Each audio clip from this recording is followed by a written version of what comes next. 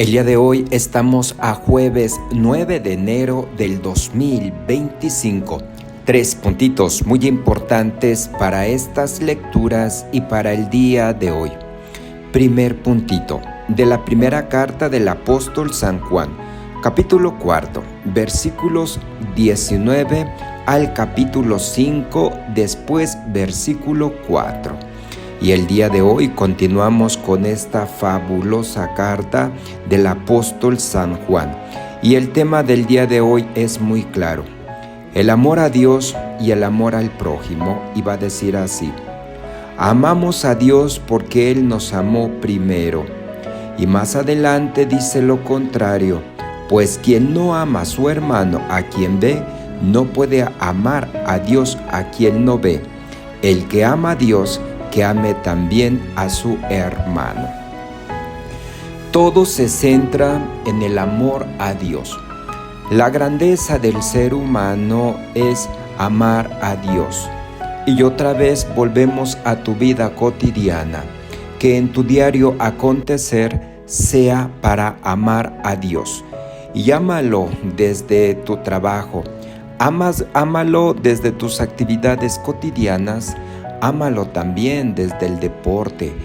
El amor a Dios siempre tiene que ser tu eje rector. Y es que el amor a Dios tiene que ser vertical, de abajo hacia arriba, pero también tiene que ir de abajo hacia arriba. ¿Por qué? Porque el amor, cuando tú amas a Dios, tiene que pasar amando a tu hermano. Y si tú amas a Dios, claro que tienes que amar a la madre naturaleza. Y si tú amas a Dios, claro que tienes que amar a la vida, tienes que amar a tu trabajo, a tu diario acontecer. Y es decir, es la aceptación en el amor. Y amarlo, ¿por qué? Porque encuentras una gran validez en todo lo que haces, en todo lo que ves, y cómo ahí estás experimentando a Dios. Y es por eso que el amor a Dios antes que cualquier otra cosa. Por eso, ama a Dios primero que el dinero. Ama a Dios primero que a lo material. Siempre acuérdate de Dios. Agradece a Dios. Honra a Dios y glorifica a Dios. Pero también tienes que alabar a Dios. ¿Por qué? Porque siempre vamos a estar en deuda con el Señor Dios. Y todo esto, ¿por qué? Porque mira, Dios es generosidad. Dios es perfección y en Él no hay error. Dios es amor y en Él no existe el odio. Dios es bondad y en Él no existe la maldad. Dios es humildad y en Él no existe pues esta parte de la soberbia. Es por eso que tienes que amar a Dios. Si amas a Dios, obviamente que Dios te va a amar a ti. Y es que esto es se corresponde una con la otra. Pero es que amar a Dios significa amar tu vida. Y es que amar a Dios, ahí se encuentra todo, absolutamente todo. Así de que primero que Dios esté en el centro de tu existencia y que también Dios esté en lo más alto de la pirámide de valores de tu vida. Y es que siempre Dios lo tienes que honrar con mucho amor. Y en esta vida así tienes que regirte, así tienes que estar y así tienes que caminar. Si haces esto, ya lo verás cómo la vida te va a llenar de luz y cómo la vida siempre te va a bendecir. ¿Por qué? Porque Dios es vida y tú estás en la vida. Y si vas a estar en la vida, tienes que estar amando la vida. Y más adelante va a decir así: conocemos que amamos a los hijos de Dios en que amamos a Dios y cumplimos sus mandamientos, pues el amor de Dios consiste en que cumplamos sus preceptos. Y por último va a decir esto: y nuestra fe es la que nos ha dado la victoria sobre el mundo. Recuerda que el binomio de fe, amor, fe y vida. Y es que por la fe tú amas a Dios. De otra manera no lo puedes amar. Es por la fe que tú tienes a Él. Y cuanto más fe tú tengas en Dios, lo vas a amar más, porque lo vas a experimentar, lo vas a vivir y lo vas a conocer. Y todo esto lo vas a llevar a la vida. Es por eso que el segundo binomio es fe y vida, porque atendiendo a tu fe vas a llevar un estilo de vida dedicada para Dios y dedicada para los demás. Segundo puntito muy importante, lo vamos a tomar del Salmo 71. Y este Salmo 71 es extraordinario. Y me encontré con esta frase que cuando la vi me encantó muchísimo. Y también le dio un sentido extraordinario a mi vida. Y va a decir así: de la opresión rescatará a los pobres, pues estima su vida muy valiosa. Fíjate bien cómo las Sagradas Escrituras, cómo entra en el campo de lo social. Y es que allí, en la sociedad, está la pobreza. Y muchas veces está marginada y totalmente desamparada. A los pobres simplemente nadie los va a ver. ¿Por qué? Porque ellos no cuentan. ¿Por qué? Porque ellos no producen. Y muchas veces se les va a comparar con la gente del mal vivir. ¿Por qué? Porque de ahí como que toda la sociedad tiene esto en la mente de que toda la gente que roba pues es la gente pobre. Y toda la gente que hace mal y daño es la gente pobre. Pero pues mira, si tú tienes esos conceptos, ahora checa los conceptos que vienen en las Sagradas Escrituras y sobre todo en el Salmo 71, ¿cómo va a decir así? El Señor Dios rescata a los pobres, pues estima su vida muy valiosa. Esta es la fe y esta es la vida espiritual.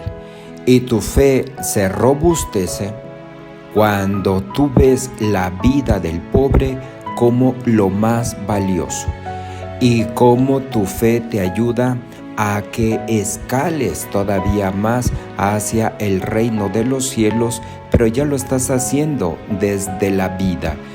¿Por qué? Porque estás mirando al pobre como Dios lo ve, como seres humanos muy valiosos. Y recuerda que Dios, antes de ver al pobre, está viendo a su Hijo.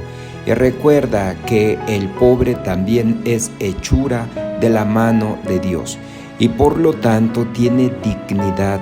La dignidad de que también Él fue pensado, de que Él fue planeado, de que Él es único en el aquí y en el ahora. Es por eso como el Señor Dios los rescata y como el Señor Dios los ve. Y de esa manera como Dios lo ve, es así como la vida espiritual te tiene que llevar al pobre. Y entre más espiritual tú seas, cómo te va a inducir sobre todo a esa gente que te necesita. Esa gente que anda rondando de un lado para otro dentro de las ciudades, que se queda a dormir no sé en dónde, y ahorita con estos frillazos que están haciendo aquí en México, pues te duele que duerman en condiciones muy difíciles y muy duras. Y es que son seres humanos, y es que Dios habita en ellos. Y es por eso que el pobre, ¿cómo se va a convertir en personas muy privilegiadas para Dios? ¿Por qué? Como son ellos los desamparados y como no tienen quien los vea, es el mismo Señor Dios el que los empieza a ver, el que les da protección, el que los cuida. Y el único amor que ellos experimentan es el amor de Dios, el amor que está allí en su vida y en su existencia, que los acompaña en sus momentos tan duros y tan difíciles y en sus enfermedades. Es Dios justamente el que los ve de esa manera tan extraordinaria. Pues mira, si la vida espiritual y si la fe no te llevan a ver a los pobres como gente valiosa, pues significa que tu vida espiritual está pero muy mal y que tu fe no ha crecido en nada. Y es ahí donde tú tienes que crecer en ellos. Tercer puntito muy importante, lo vamos a tomar del Evangelio de San Lucas, capítulo 4, versículos del 14 al 22. Y recuerda que en esta semana es la semana de la Epifanía del Señor, la manera como el Señor Dios se sigue manifestando en su vida pública. Y el día de hoy nos tiene una gran sorpresa. ¿Por qué? Porque Jesucristo, como entra en la sinagoga de Nazaret, allí va a leer un texto del profeta Isaías y como el día de hoy él va a decir estas palabras. Pues el día de hoy se han cumplido este pasaje de las Escrituras. ¿Y qué fue lo que leyó Jesucristo? Pues lo que lee Jesucristo acerca del profeta Isaías, pues va a ser su plan de vida y su proyecto de vida. ¿Y qué es lo que dice? Pues va a decir así: el Espíritu del Señor está sobre mí porque me ha ungido para llevar a los pobres la buena nueva. Este es el primer paso. Jesucristo va a estar centrado con los pobres de manera económica, pero también con los pobres de espíritu. Y aquellas personas que tienen esa pobreza de espíritu son aquellas personas que como ven a su hermano, son aquellas personas que son flexibles con los demás. No son los altaneros, no es aquella gente que humilla, no es aquella gente que pisotea, para nada. Los que tienen un espíritu humilde, un espíritu pobre, es aquella gente que le da su lugar a esas personas que no valen. Es aquella gente que los ve de una manera extraordinaria. Y todo esto, ¿por qué? Porque el día de hoy este es el plan de vida que Jesucristo va a tener. Lo primero es precisamente ver a los pobres. Vino para llevar a los pobres la buena nueva. Segundo, para anunciar la liberación a los cautivos y la curación a los ciegos. La liberación. Liberar a todas aquellas personas que están esclavizadas pues por una droga. Liberar a aquellas personas que son esclavizadas por el dinero. Liberar a aquellas personas que están esclavizadas por el consumismo. Y es que así tú no puedes vivir en la vida cotidiana. Es que tú tienes que brillar, es que tú tienes que ser un faro de luz, tienes que ser una antorcha en la oscuridad. Pero si estás esclavizado, obviamente que no se va a poder. Y también curar a los ciegos. Y el ciego es aquella persona que tiene ojos, pero que no ve. Y eso es lo que nos pasa. Y es que no podemos ver las maravillas del Señor. No podemos ver cómo es el Dios actuante en nuestra vida y en nuestra existencia.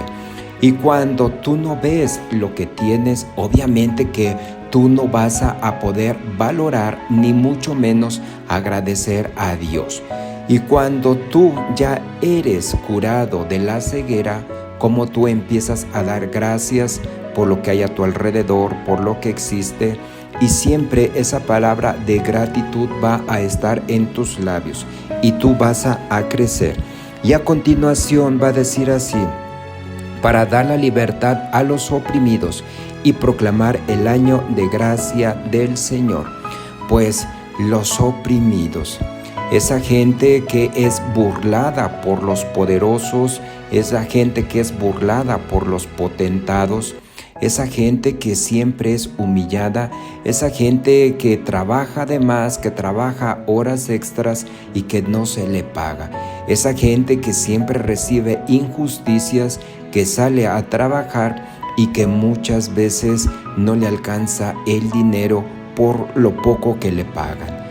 Este es el programa de vida que Jesucristo va a llevar durante toda su vida pública. Este es el pan de la palabra, el pan de vida, el pan que te alimenta. Sapere aude. Atrévete a saber, atrévete a conocer y haz de tu vida una obra de arte.